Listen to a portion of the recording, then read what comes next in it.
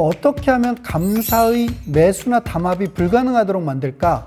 라고 했을 때 비트코인은 어떤 선택을 한 거냐면 후보들이 아주 많은데 그 중에 랜덤하게 누가 선출될지 모르는 상태로 그 감사 후보 중에 하나가 감사를 해야 될 때마다 선출되도록 하는 방식을 쓴 거예요. 바로 그것을 실현한 것이 비트코인입니다.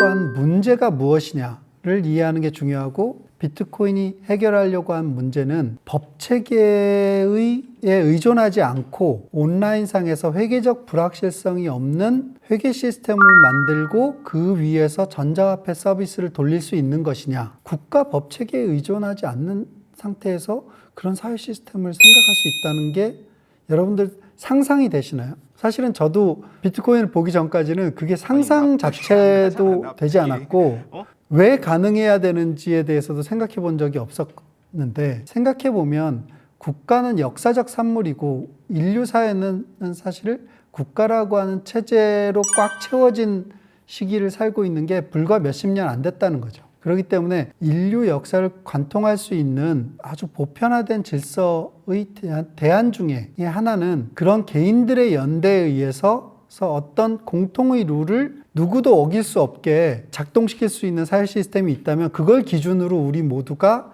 행동을 하도록 하면 될 것 같은데, 문제는 과거에는 그걸 할 수 있는 수단 자체가 없었는데 이제 비트코인이 우리가 그런 수단을 만들 수 있다라고 하는 개념 검증을 해주었다는 거예요. 자, 그러면 비트코인은 뭘 만들 수 있다고 했냐면 회계적 불확실성이 없는 회계 시스템을 만들 수 있다라고 주장을 했다는 거죠. 그리고 자기가 그걸 검증해서 보였다라고 하는 건데, 회계적 불확실성이 없는 회계 시스템? 그게 가능한 걸까요? 회계는 회계적 불확실성이 없을 수 없다 라는 얘기를 들어보실 수도 있어요. 어떤 뜻이냐면 우리가 당장 용돈기입장 이런 것만 쓰더라도 애들 용돈기입장에도 늘 문제가 생기죠. 용돈기입장에는 5,000원이 남아있어야 되는데 너 왜 4,500원밖에 안 남았어? 라고 엄마하고 아들이 막 싸우는 거죠. 이런 일들이 왜 벌어질까요? 현실 속에선 다양한 이유 때문에 벌어지게 되는데, 이제 회계적 불확실성이 없는 회계 시스템을 만들 수 있다라고 비트코인이 주장했다면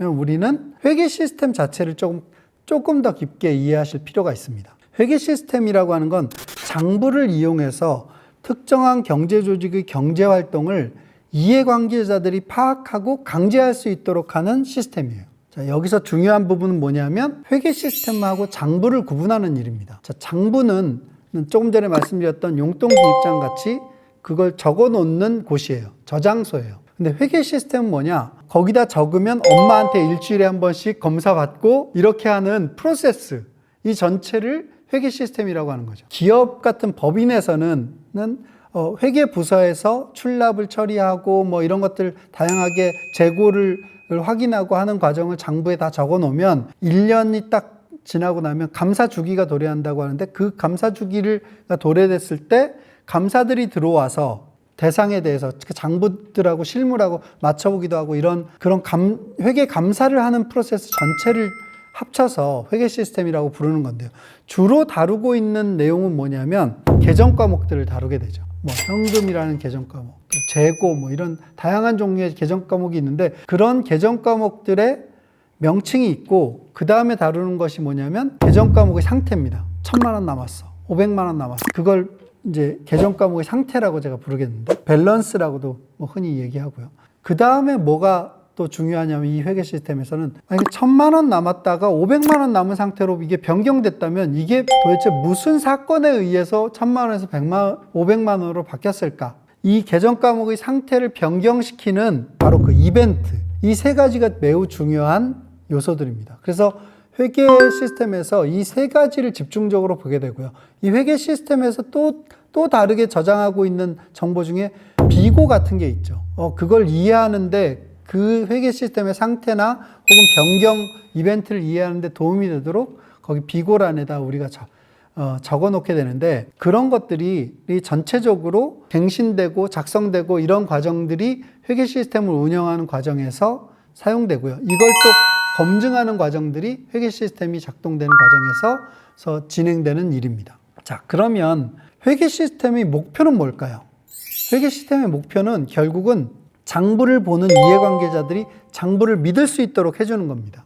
이걸 확실하게 믿을 수 있게 만들 수 있다면 누구는 뭘 해야 되고 누가 얼마 받아가야 되고 뭐 이런 것들이 다 믿을 수 있고 그 장부를 기준으로 실행하면 되는 거겠죠. 장부를 믿을 수 있게 하려면 일단은 그 장부가 작성되는 과정을 한번 생각해 볼 필요가 있는데요. 거래가 발생되면 회계 시스템에서는 전표를 끊게 되죠. 전표를 끊고 그 거래 내용을 담은 전표가 분계라고 하는 과정을 거칩니다. 이게 어느 계정 과목에 어느 항목에 적혀야 되는 거야. 분계라는 과정이 있고 그 분계된 전표가 사실은 총계정 원장에 옮겨 적는 일을 전기라고 합니다. 전표를 끊고 분계를 하고 전기를 하고 이런 일들이 1년 중에 아주 여러 번 회계부서에 의해서 발생이 되게 되고요. 그렇게 되면 이제 1년이 딱 지나서 회계 결산을 하는 시점이 되면 결산을 하고 난 장부가 총계정 원장이 나오게 되죠.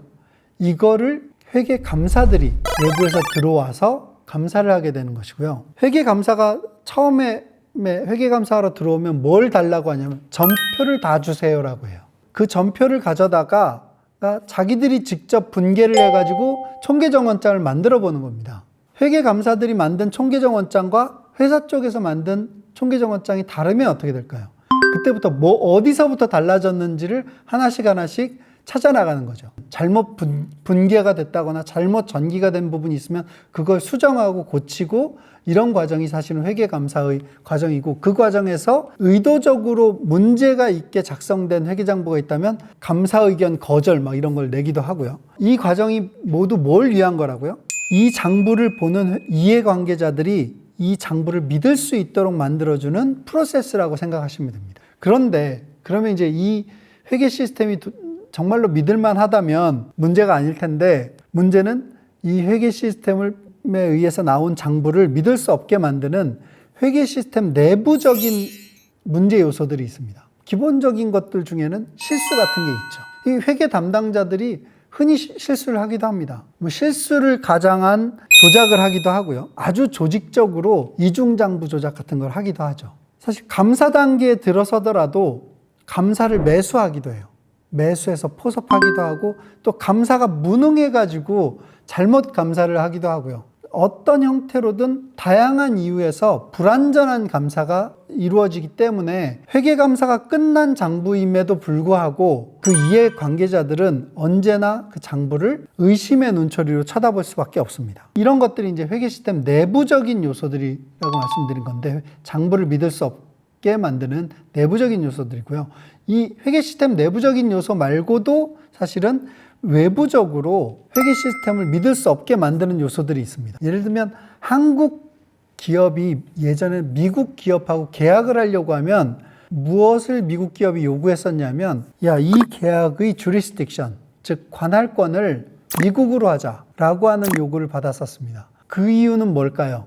미국 기업은 한국이라는 관할권이 정말로 특히 상법 이런 것들이 제대로 이 계약을 강제할 수 있을 정도로 검증이나 강제하는 방식으로 작동하고 있는지 믿을 수가 없어. 한국의 쉽게 보면 정부를 믿을 수 없고 한국의 법 체계를 믿을 수 없어 라고 하는 얘기를 돌려서 하는 거예요.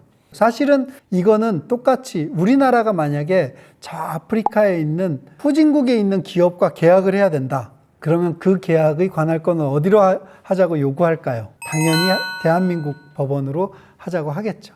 결국은 문제는 그 관할권이 정말로 검증과 강제의 역할을 제대로 하고 있는 관할권이냐. 회계 시스템은 어떤 관할권 안에 들어있는 거거든요. 그 관할권 안에서 작동되고 검증되고 강제되고 있는 것이기 때문에 관할권을 믿을 수 없다면 그 관할권 안에서 운영되고 있는 회계 시스템은 당연히 믿을 수 없다라고 생각하겠죠. 서로 다른 관할권 안에 있는 회계 시스템 간에 어떤 거래를 할 때도 니네 관할권을 믿을 수 없어 라고 하는 시각도 생기게 되고요. 그러면 회계 시스템을 비트코인은 어떻게 하겠다고 했다는 거였죠? 회계적 불확실성이 없이 누구나 믿을 수 있는 회계 시스템을 만들 수 있다라고 주장했다는 거예요. 그게 불가능하다고 지금 제가 설명을 드린 거잖아요. 회계 시스템 내부적으로 혹은 회계 시스템 외부적으로 다양한 이유 때문에 회계 시스템을 회계적 불확실성이 없게 만드는, 즉 모두가 믿을 수 있게 만드는 것은 현실에서는 불가능하다라는 말씀을 드린 거예요. 특히나 이런 한계가 또 있는데요. 예를 들면 장부상에 사과 1,000원이라고 적힌 계정 과목이 있다고 생각을 해보자고요. 근데 그게 한 달 전에 적힌 거예요. 그러면 우리는 장부상에 적힌 사과 1,000원이라고 하는 이 정보를 믿을 수 있을까요? 사실 한 달 동안 그 사과가 어떻게 됐을지 우리는 알 수 없습니다. 그렇기 때문에 사실은 이 장부만을 보고 불확실성을 완전히 제거하려면 장부 바깥에 있는 사과를 어떻게 실시간으로 사과의 상태를 이 장부에 반영시킬까라는 문제도 풀어야 되는 거예요. 이거를 뭐라고 얘기하냐면 회계 실체의 가변성으로 인해서 발생하는 회계적 불확실성이다 라고 얘기하는 거예요. 회계 실체인 사과가 지금 현재 상태에서 어떤 상태로 있을지 모른다는 거죠. 그렇다면 지금 우린 계속 무슨 얘기를 하고 있냐? 회계적 불확실성이 없는 회계 시스템을 만들기 어렵다라고 얘기를 한 거예요. 비트코인은 이 문제를 어떻게 해결하려고 했을까요? 비트코인은 제일 단순화된 회계 시스템을 만들면서 회계적 불확실성이 없도록 만들어보자라는 생각을 한 거예요. 회계 시스템이 단순하려면 뭐가 단순해야 될까요? 일단 계정 과목이 단순해야 되겠죠. 계정 과목 하나짜리 회계 시스템을 만들어보자. 그 계정 과목 명칭은 뭘까요?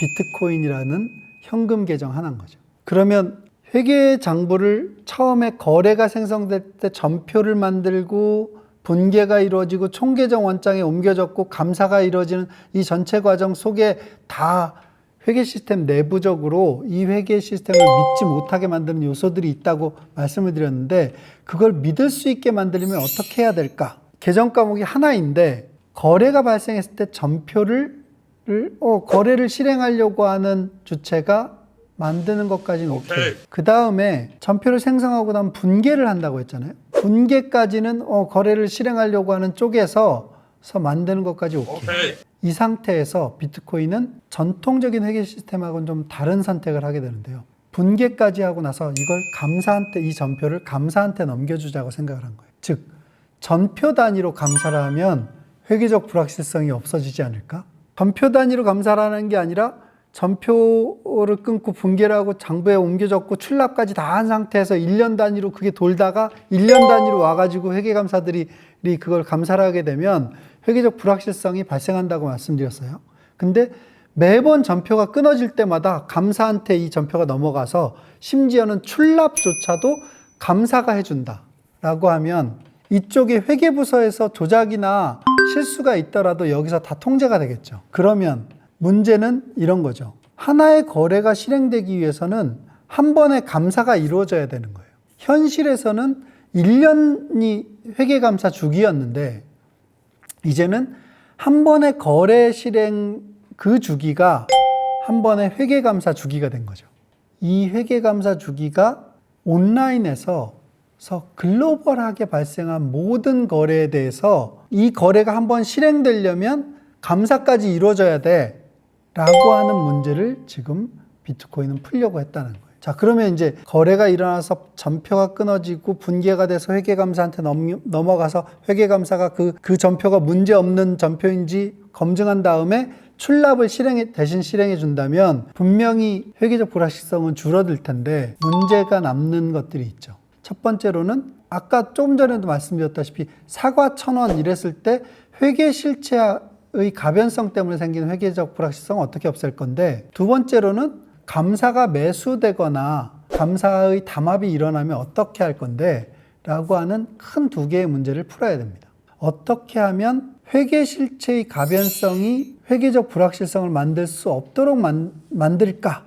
회계장부 바깥에 어떤 실체가 없는 계정 과목만 다룬다면 어떻게 될까요? 비트코인 현금은 뭐라고요? 회계장부 안에서 발행된 화폐예요. 이게 어떤 의미냐면 특정한 시점이 되었을 때 이 장부 안에 들어있어야 되는 비트코인의 총량이 이미 결정되어 있다는 뜻이죠.